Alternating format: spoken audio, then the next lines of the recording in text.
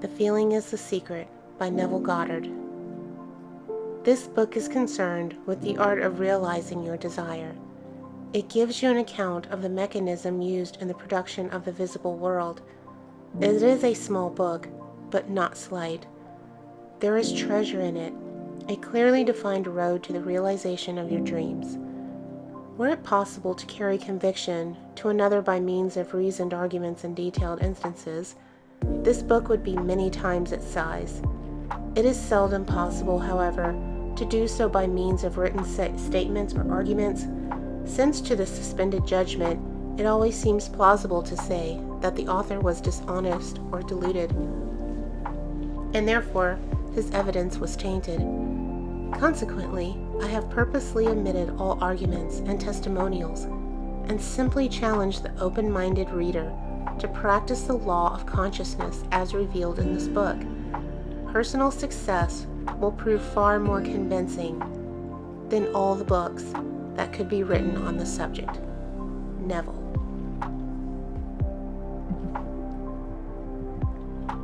Chapter 1. Law and its Operation. The world and all within it is man's conditioned consciousness objectified.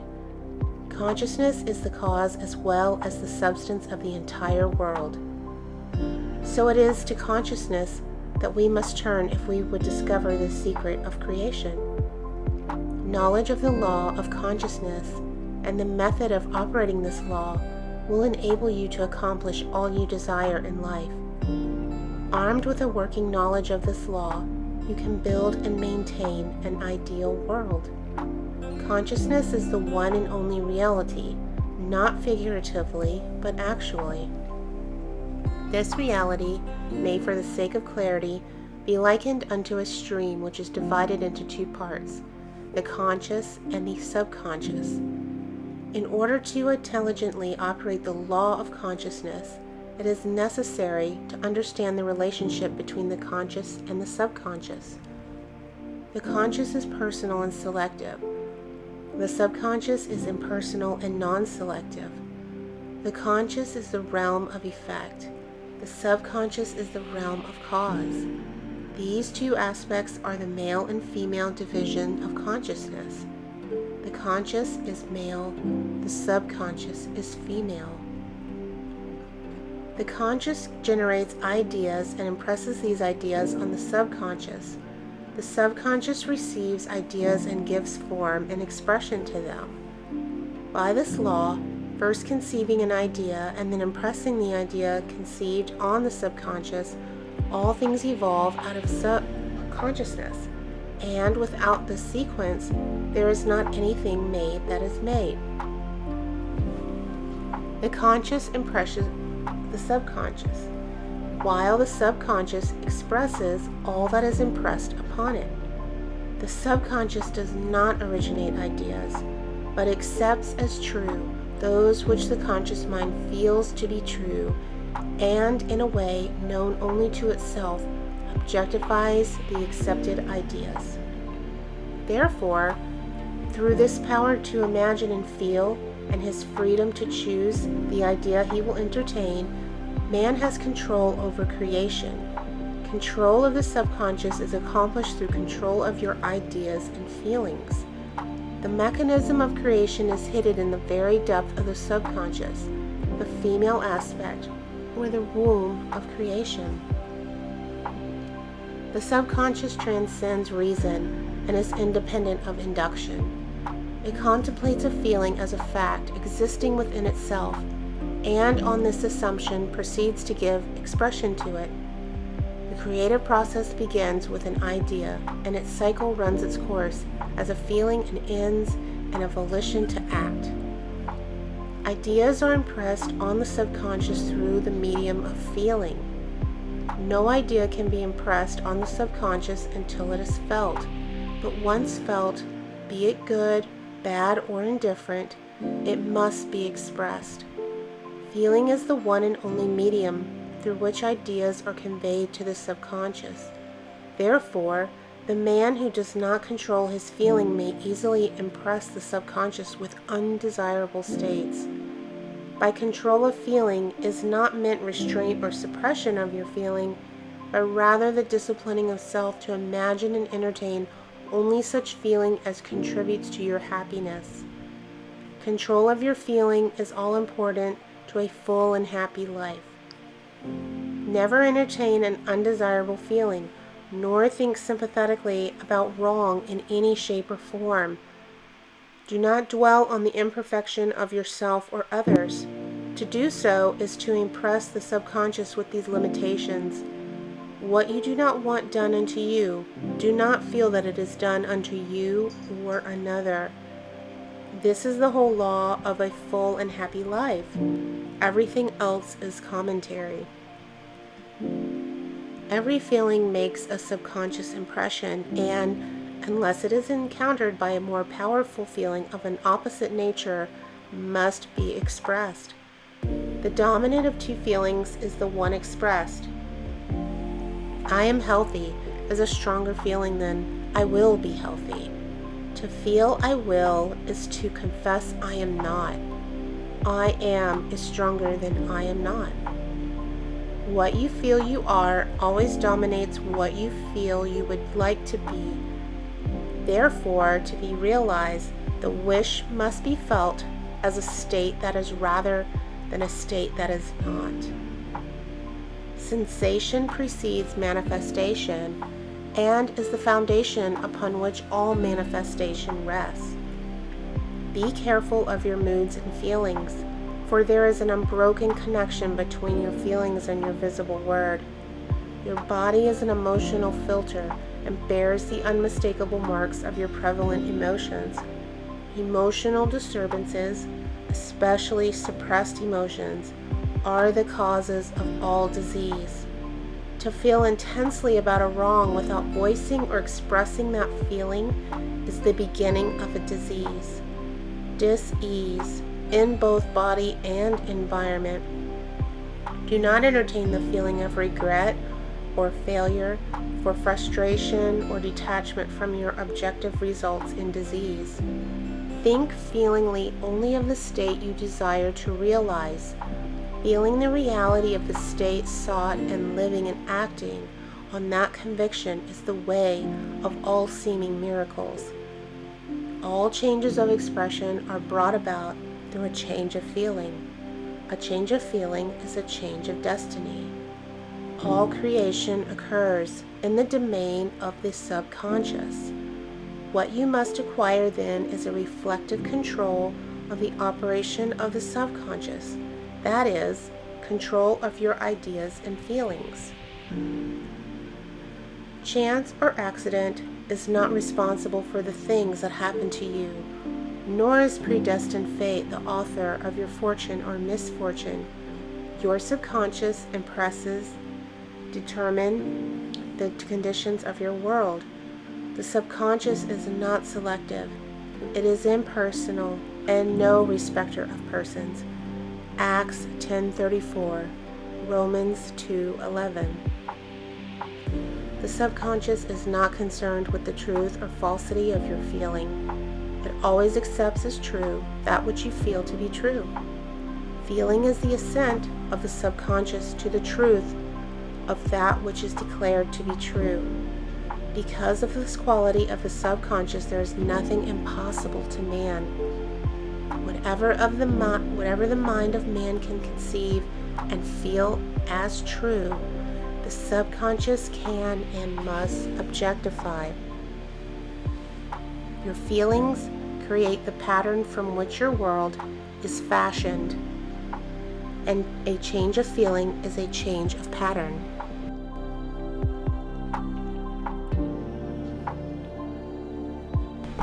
The subconscious never fails to express that which has been impressed upon it.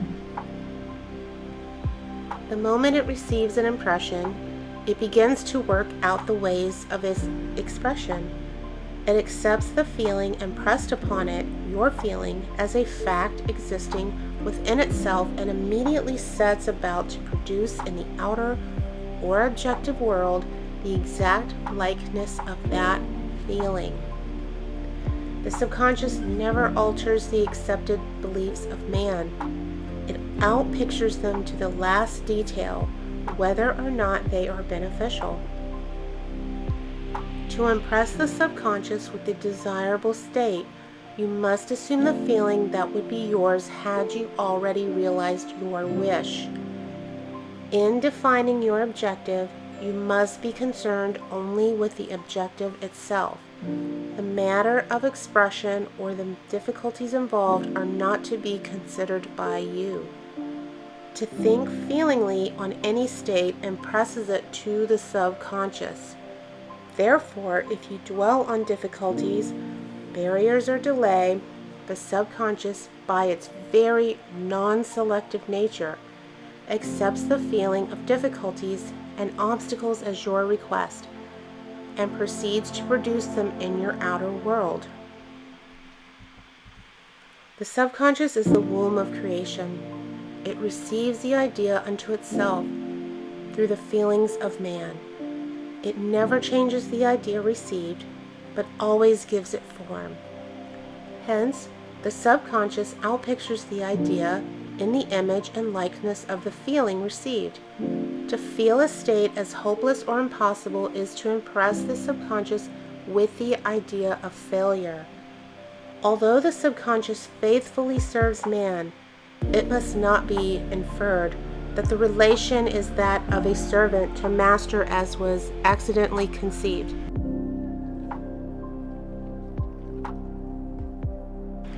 The ancient prophets called it the slave and servant of man. St. Paul personified it as a woman and said, "The woman shall be subject to man in everything." Ephesians 5:4. Also 1 Corinthians 14:34, Ephesians 5:22, Colossians 3:18, 1 Peter 3:1. The subconscious does not serve man and faithfully gives form to his feelings.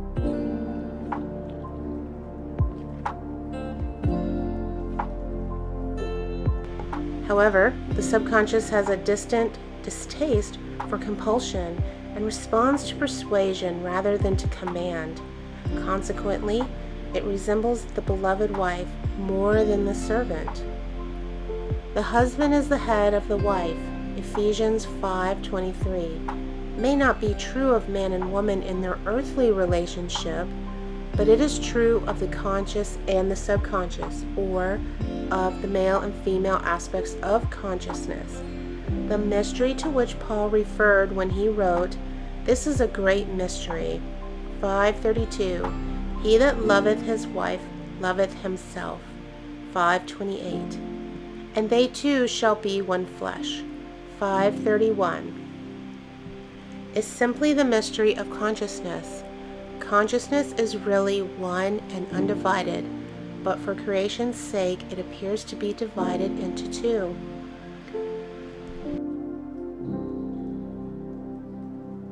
The conscious, objective, or male aspect truly is the head and dominates the subconscious, subjective, or female aspect.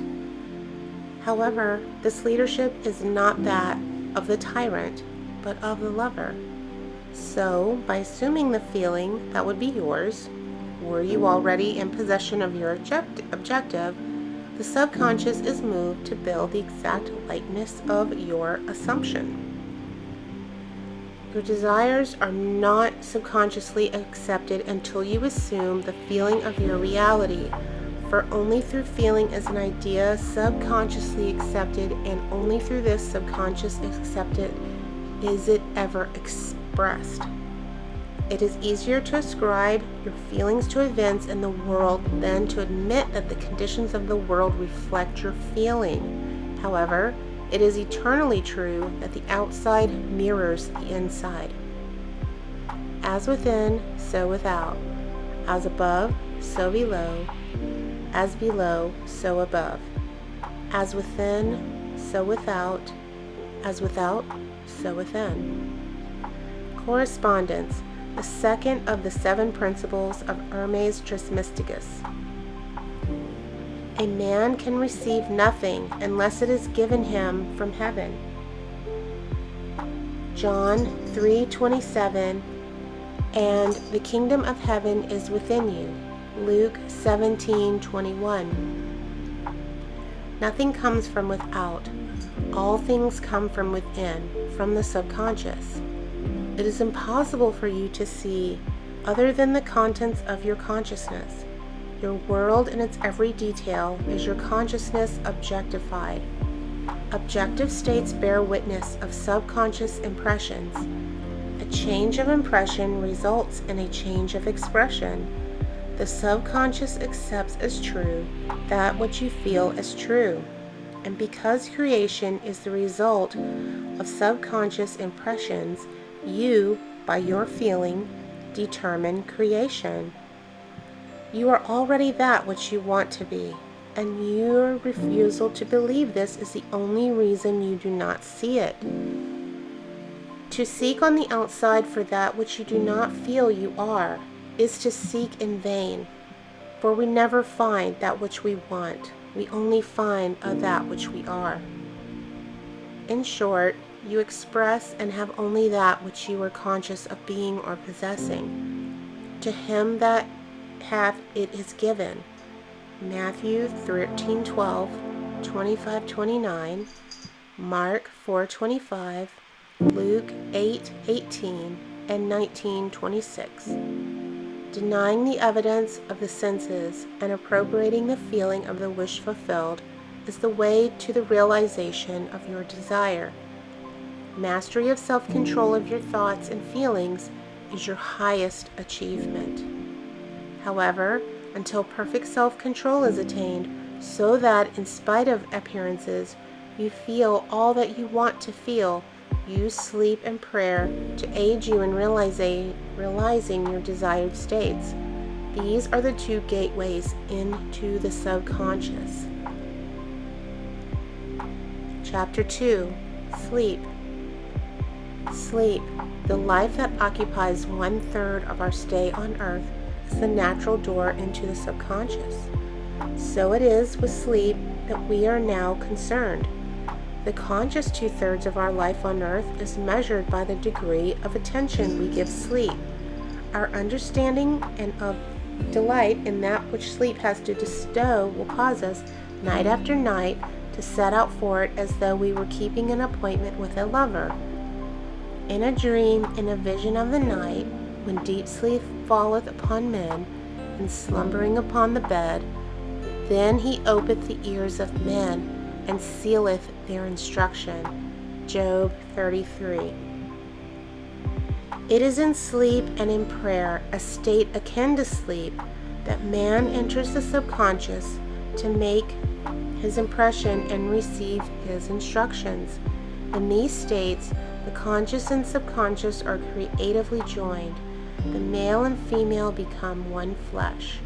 Sleep is the time when a male or conscious mind turns from the world of sense to seek its lover, or subconscious self. The subconscious, unlike the woman of the world who marries her husband to change him, has no desire to change the conscious waking state, but loves it as is and faithfully reproduces its likeness in the outer world of form. The condition and events of your life are your children, formed from the molds of your subconscious impression in sleep. They are made in the image and likeness of your innermost feeling, that they may reveal you to yourself. As in heaven, so on earth. Matthew 6:10 and Luke 11:2. As in the subconscious, so on earth. Whatever you have in consciousness as you go to sleep is the measure of your expression in the waking 2/3 of your life on earth. Nothing stops you from realizing your objective, save your failure to feel that you are already that which you wish to be, or that you are already in possession of the thing sought. Your subconscious gives form to your desires only when you feel your wish fulfilled. The subconscious of sleep is the normal state of the subconscious, because all things come from within yourself, and your conception of yourself determines that which comes. You should always feel the wish fulfilled before you drop off to sleep. You never draw out of the deep of yourself that which you want. You always draw that which you are, and you are that which you feel yourself to be, as well as that which you feel as true of others. To be realized, then, the wish must be resolved into the feeling of being or having or witnessing the state sought. This is accomplished by assuming the feeling of the wish fulfilled.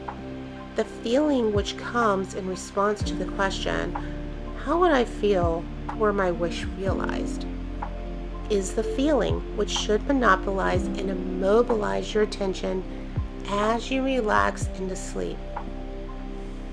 You must be in the consciousness of being or having that which you want to be or to have before you drop off to sleep. Once again, man has no freedom of choice. His entire slumber is dominated by his last waking concept of self.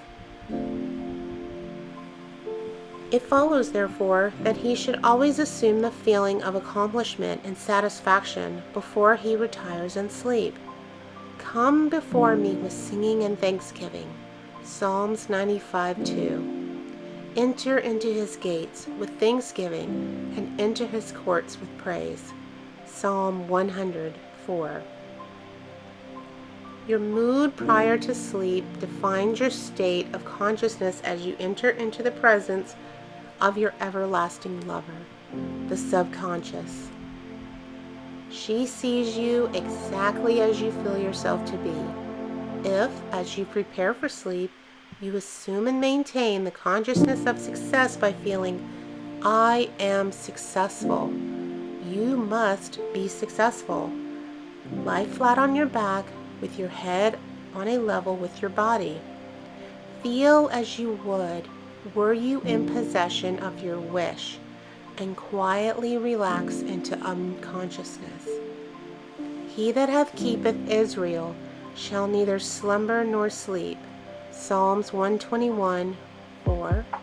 Nevertheless, he giveth his beloved sleep. Psalms 127:2. The subconscious never sleeps. Sleep is the door through which the conscious, waking mind passes to be creatively joined to the subconscious. Sleep conceals the creative act, while the objective world reveals it. In sleep, man impresses the subconscious with his conception of himself. What more beautiful description of this romance of the conscious and subconscious is there than that told in the Song of Solomon? By night on my bed I sought him, whom my soul loveth. 3:1. I found him, whom my soul loveth. I held him, and I not let him go, until I had brought him into my mother's house, and into the chamber of her that conceived me. 3:4. Preparing to sleep, you feel yourself in the state of the unanswered wish, and then relax into unconsciousness. Your realized wish is he whom you seek. By night on your bed, you seek the feeling of the wish fulfilled, that you may take it with you into the chamber of her that conceived you, into sleep, or the subconscious which gave you form, that this wish also may be given expression. This is the way to discover and conduct your wishes into the subconscious. Feel yourself in the state of the realized wish and quietly drop off to sleep. Night after night, you should assume the feeling of being, having, and witnessing that which you seek to be, possess, and see manifested. Never go to sleep feeling discouraged or dissatisfied. Never sleep in the consciousness of failure. Your subconscious, whose natural state is sleep, sees you as you believe yourself to be, and whether it be good, bad, or indifferent, the subconscious will faithfully embody your belief. As you feel, do you impress her, and she, the perfect lover, gives form to these impressions and outpictures them as the children of her beloved. Thou art all fair, my love, there is no spot in thee. Song of Solomon 4:7 is the attitude of mind to adopt before dropping off to sleep. Disregard appearances and feel that things are as you wish them to be. For he calleth things that are not seen as though they were, and the unseen becomes seen. Approximately Romans 4:17. To assume the feeling of satisfaction is to call conditions into being which will mirror satisfaction. Signs follow, they do not precede. Proof that you are will follow the consciousness that you are, it will not precede it. You are an eternal dreamer, dreaming non-eternal dreams. Your dreams take form as you assume the feeling of their reality. Do not limit yourself to the past. Knowing that nothing is impossible to the consciousness, begin to imagine states beyond the experiences of the past. Whatever the mind of man can imagine, man can realize. All objective visible states were first subjective invisible states, and you call them into visible by assuming the feeling of their reality. The creative process is first imagining and then believing the state imagined. Always imagine and expect the best. The world cannot change until you change your conception of it. As within, so without. Nations, as well as people, are only what you believe them to be. No matter what the problem is, no matter where it is, no matter whom it concerns, you have no one to change but yourself, and you have neither opponent nor helper in bringing about the change within yourself. You have nothing to do but convince yourself of the truth of that which you desire to see manifested. As soon as you succeed in convincing yourself of the reality of the state sought, results follow to confirm your fixed belief. You never suggest to another the state which you desire to see him express. Instead, you convince yourself that he is already that which you desire him to be. Realization of your wish is accomplished by assuming the feeling of the wish fulfilled. You cannot fail unless you fail to convince yourself of the reality of your wish. A change of belief is confirmed by a change of expression. Every night as you drop off to sleep, feel satisfied and spotless, for your subjective lover always forms the objective world in the image and likeness of your conception of it, the conception defined by your feeling. The waking 2/3 of your life on earth ever corroborates or bears witness to your subconscious impressions. The actions and events of the day are effects. They are not causes. Free will is only freedom of choice. Choose ye this day whom ye shall serve. Joshua 24:15. Is your freedom to choose the kind of mood you assume, but the expression of the mood is the secret of the subconscious. The subconscious receives impressions only through the feelings of man, and, in a way known only to itself, gives these impressions form and expression. The actions of man are determined by his subconscious impressions. His illusion of free will, his belief in freedom of action, is but ignorance of the causes which will make him act. He thinks himself free because he has forgotten the link between himself and the event. Man awake is under compulsion to express his subconscious impressions. If in the past he unwisely impressed himself, then let him begin to change his thought and feeling, for only as he does so will he change his world. Do not waste one moment in regret, for to think feelingly of the mistakes of the past is to reinfect yourself. Let the dead bury the dead. Matthew 8:22. Luke 9:60. Turn from appearances and assume that the feeling that would be yours were you already the one you wish to be. Feeling a state produces the state. The part you play on the world's stage is determined by your conception of yourself. By feeling your wish fulfilled and quietly relaxing into sleep, you cast yourself in a star role to be played on earth tomorrow, and while asleep, you are rehearsed and instructed in your part. The acceptance of the end automatically wills the means of realization. Make no mistake about this. If, as you prepare for sleep, you do not consciously feel yourself into the state of the answered wish, then you will take with you into the chamber of her who conceived you the sum total of the reactions and feelings of the waking day, and while asleep, you will be instructed in the manner in which they will be expressed tomorrow. You will rise believing that you are a free agent, not realizing that every action and event of the day is predetermined by your concept of self as you fall asleep. Your only freedom then is your freedom of reaction. You are free to choose how you feel and react to the day's drama. But the drama, the actions, events, and circumstances of the day have already been determined.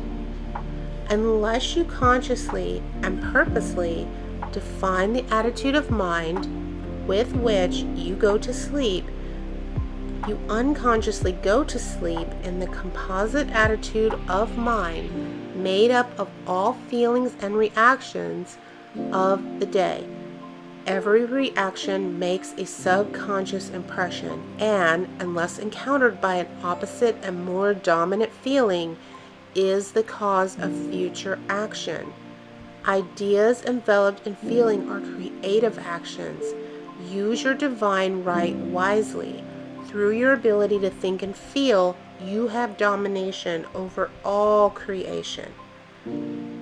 While you are awake, you are a gardener selecting seed for your garden, but except a corn of wheat fall into the ground and die, it abideth alone, but if it die, it bringeth forth much fruit. John 12:24. Your conception of yourself as you fall asleep is the seed you drop into the ground of the subconscious. Dropping off to sleep, feeling satisfied and happy, compels conditions and events to appear in your world which confirm these attitudes of mind. Sleep is the door into heaven. What you take in as a feeling, you bring out as a condition, action, or object in space. So sleep in the feeling of the wish fulfilled. Chapter 3, Prayer. Prayer, like sleep, is also an entrance into the subconscious. When you pray, enter into your closet, and when you have shut your door, pray to your Father which is in secret, and your Father which is in secret shall reward you openly. Matthew 6:6. Prayer is an illusion of sleep which diminishes the impression of the outer world and renders the mind more receptive to suggestion from within. The mind in prayer is a state of relaxation and receptivity akin to the feeling attained just before dropping off to sleep. Prayer is not so much what you ask for as how you prepare for its reception. Whatsoever things ye desire, when ye pray, believe that you have received them, and ye shall have them. Mark 11:24. The only condition required is that you believe that your prayers are already realized. Your prayer must be answered if you assume the feeling that would be yours were you already in possession of your objective. The moment you accept the wish as an accomplished fact, the subconscious finds means for its realization. To pray successfully, then, you must yield to the wish, that is, feel the wish fulfilled.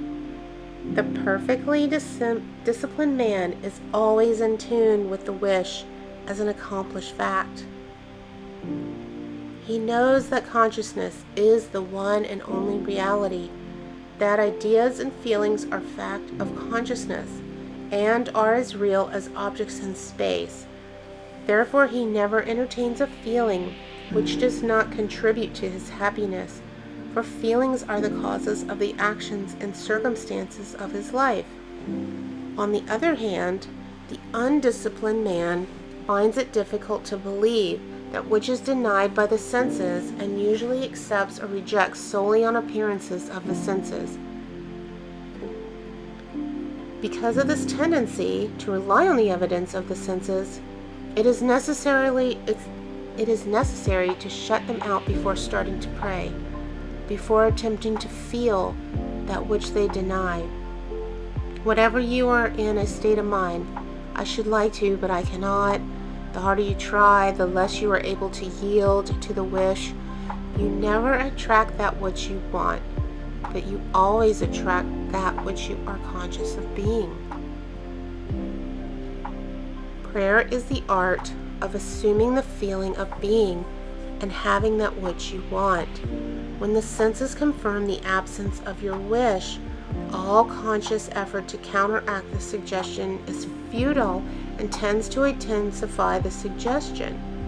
Prayer is the art of yielding to the wish and not the forcing of the wish. Whenever your feeling is in conflict with your wish, feeling will be the victor. The dominant feeling invariably expresses itself. Prayer must be without effort. In attempting to fix an attitude of the mind which is denied by the senses, effort is fatal. To yield successfully to the wish as an accomplished fact, you must create a passive state, a kind of reverie or meditative reflection similar to the feeling which precedes sleep. In such a relaxed state, the mind is turned from the objective world and easily senses the reality of a subjective state. It is a state in which you are conscious and quite able to move or open your eyes, but you have no desire to do so. An easy way to create this passive state is to relax in a comfortable chair or on a bed. If on a bed, lie flat on your back with your head level with your body. Close the eyes and imagine that you are sleepy. Feel, I am sleepy. So sleepy, so very sleepy. In a little while, a faraway feeling accompanied by a general lassitude and loss of all desire to move envelops you. You feel a pleasant, comfortable rest and not inclined to alter your position, although under other circumstances you would not be at all comfortable.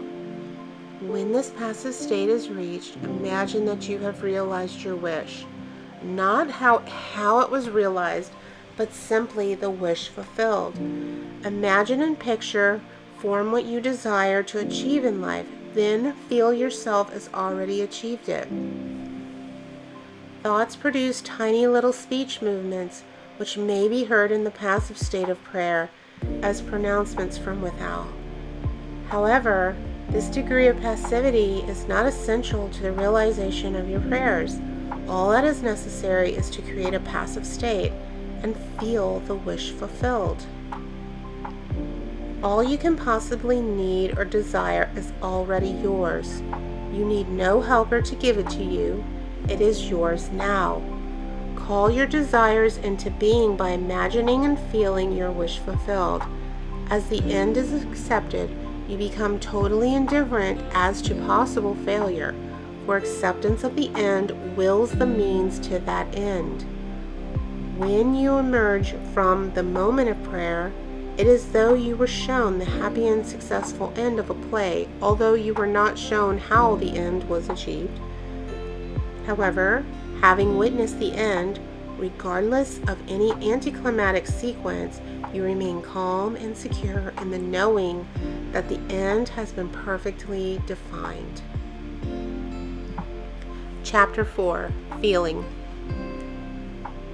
Not by might, nor by power, but by my Spirit, saith the Lord of hosts. Zechariah 4:6. Get into the spirit of the state desired by assuming the feeling that would be yours were you already the one you want to be. As you capture the feeling of the state sought, you are relieved of all effort to make it so, for it is already so.